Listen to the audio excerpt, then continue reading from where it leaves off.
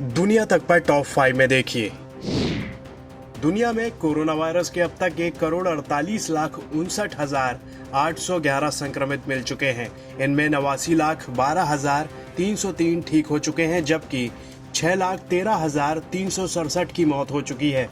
America के बाद सबसे ज्यादा संक्रमित देश ब्राजील में 80,000 से ज्यादा लोगों की मौत हो चुकी है। वहीं 21 लाख से ज्यादा संक्रमित हैं। उधर फ्रांस में संक्रमण के मामले फिर बढ़ने लगे हैं। देश भर में वायरस के 400 नए क्लस्टर मिले हैं। कोरोना महामारी के बीच दुनिया भर में वैक्सीन बनाने की होड़ लगी हुई है। इसी बीच वैक्सीन विकसित करने में ब्रिटेन की ऑक्सफोर्ड यूनिवर्सिटी को बड़ी कामयाबी मिली है। यूनिवर्सिटी की ओर से विकसित कोरोना वैक्सीन को इंसानों के लिए सुरक्षित पाया गया है। यूनिवर्सिटी ने ह्यूमन ट्रायल के दौरान ये पाया कि इस वैक्सीन से लोगों में कोरोना वायरस से लड़ने की इम्यूनिटी यानी प्रतिरोधक क्षमता विकसित हुई है। कोरोना वायरस के चलते पूरी दुनिया में लोगों के जीने के तरीकों में काफी बदलाव आया है और ये बदलाव शादी समारोह से लेकर आयोजनों में भी दिख रहा है। टर्की की राजधानी अंकारा में एक शादी समारोह अलग अंदाज में हुआ। चीन से तनाव के बीच अमेरिकी नौसेना भारतीय नौसेना के साथ मिलकर युद्धाभ्यास कर रही है। जानकारी के मुताबिक अमेरिकी एयरक्राफ्ट कैरियर यूएसएस निमित्ज इसमें शामिल हो सकता है। निमित्ज अभी हिंद महासागर में तैनात है और नेवी अंडमान और निकोबार द्वीप तट पर युद्धाभ्यास कर रही है।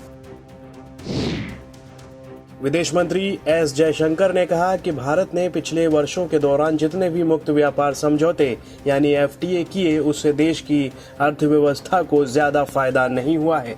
उन्होंने कहा कि इस तरह के सभी समझौते एक जैसे नहीं हैं। उन्होंने जोर देते हुए कहा कि दुनिया से जुड़ने के कई तरीके हैं, लेकिन इसके लिए एफटीए केंद्रित तरीका ही हो ये जरूरी नहीं है। पूर्वी अफगानिस्तान में मैडन वार्डक प्रांत में सेना के काफिले पर आत्मघाती हमला हुआ, जिसमें 8 अफगान सैनिक मारे गए जबकि 9 सैनिक घायल हो गए। हमलावरों ने इस हमले में ट्रक का इस्तेमाल किया। अफगानिस्तान के रक्षा मंत्रालय ने इस घटना की जानकारी दी। किसी ने सपने में भी नहीं सोचा था कि पूरी दुनिया की रफ्तार कुछ इस कदर थम जाएगी जैसी अभी है। कोरोना वायरस की वजह से एक देश से दूसरे देश में यात्रा करने पर मनाही है, बैन है, जिसका असर ये हुआ कि टूरिज्म के क्षेत्र में दुनिया को सबसे बड़ा नुकसान। ये आशंका जताई जा रही है कि टूरिज्म इंडस्ट्री को कम से कम $1.2 ट्रिलियन का नुकसान होगा। चूंकि कोरोना वायरस की वजह से कोई भी यात्रा नहीं कर पा रहा, ऐसे में इतनी बड़ी इंडस्ट्री अचानक से धराशायी हो गई। फिलहाल कोविड-19 के काल में पूरी दुनिया पर्यटन उद्योग को उबारने की कोशिश में लगी है।